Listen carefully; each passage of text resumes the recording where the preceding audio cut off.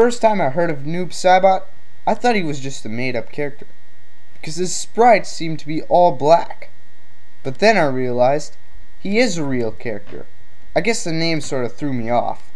Noob Saibot is one of the darkest characters in Mortal Kombat. Yet still he holds a secret. It's time for another Mortal Kombat character study. And this one is about Noob Saibot, another Rome Warrior. Although Noob Saibot did make his first appearance in MK2 as a super secret hidden character in the console versions, and in MK3 using Kano's sprites, he did not officially appear in the storyline until the console versions of Ultimate Mortal Kombat 3. In Ultimate Mortal Kombat 3, Noob Saibot was serving some fallen elder god. His mission was to watch over the events happening during the Outworld invasion and report them back to the fallen elder god. In the beginning, he served Shao Kahn, but then was told to turn over to the good side, which he did. The name Noob Saibot does not originate from what you think it does. It actually originates from the two creators of Mortal Kombat, John Tobias and Ed Boon. Put that together and you got Tobias Boon. Now flip that around and you got Noob Saibot. In Mortal Kombat 4, Noob Saibot becomes a hidden character. He ends up aiding Shinnok in the fight against the Elder Gods. But when Shinnok fails, the Brotherhood of Shadow is disbanded, leaving Noob Saibot in Outworld. Although Noob Saibot did not appear in Deadly Alliance, he did appear in the Tournament Edition, using black sprites of Scorpion. According to the plot, he once again served Shao Kahn, trying to overthrow Goro, Kitana, and their Edenian Milita.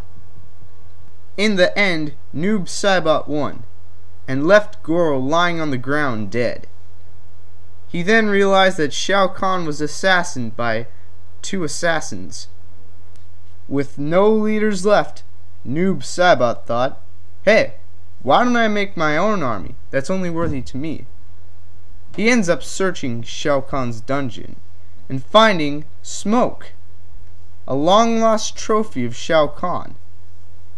Noob Saibot then reprograms Smoke's nanobot technology, which will then alter and multiply his body. Now Smoke is a template for a new type of cyborg. While in the Netherrealm, they run into someone vaguely familiar, Sub-Zero. Smoke hardly recognizes him because he's been reprogrammed, but Noob Saibot does. It's his brother. They ended up almost pummelizing him to death, but they were interfered by Serena, one of Quan Chi's henchmen. She ends up thwarting them off, right before she turns into a demon herself. Well, for Sub-Zero's character study, I didn't include Armageddon. And since Mortal Kombat vs. DC Universe is coming up, and Sub-Zero is definitely going to be in it, I'm going to include Armageddon part of Sub-Zero's character study into this video. But don't worry, we will run into Noob Saibot. In Mortal Kombat Armageddon, Sub-Zero realizes that someone has broken into the Lin Kuei Temple. He ends up confronting him. They fight until Sub-Zero sees that the person's tattoo matches the door behind them. He realizes that person is Taven, and he merely came to collect a gift from his mother. Taven then tells Sub-Zero about the quest he is going under, and about these strange warriors he has encountered. But then, the Lin Kuei Temple was invaded once again by Noob Saibot in Smoke. While Sub-Zero tries to find out where these evil Lin Kuei Shadow Warriors are coming from, Taven tags along. He ends up running into Smoke, and ends up fighting him.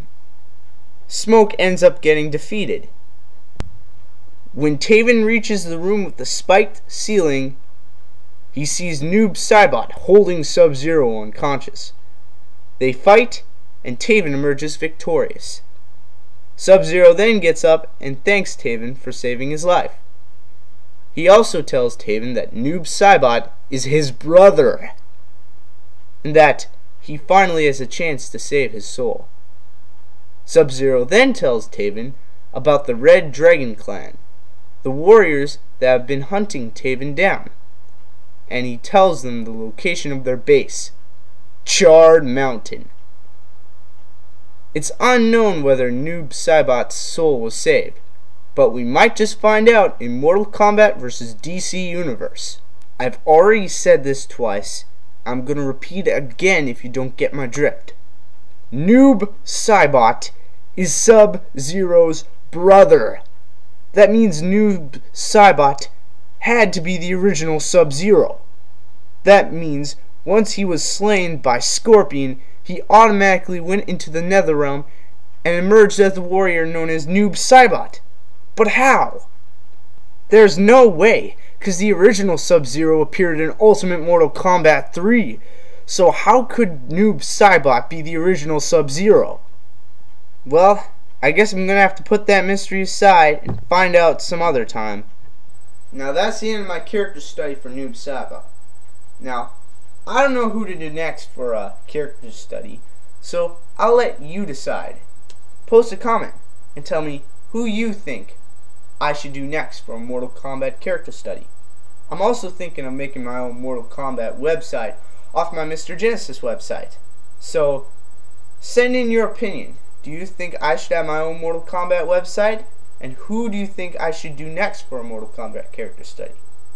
Hey Soldier Boy, can I trick, Yo, A-Rap, I really trick, Cali Park, me. Hey man, I was just wondering, can I get up? Trick. Get out my face. Get out my face.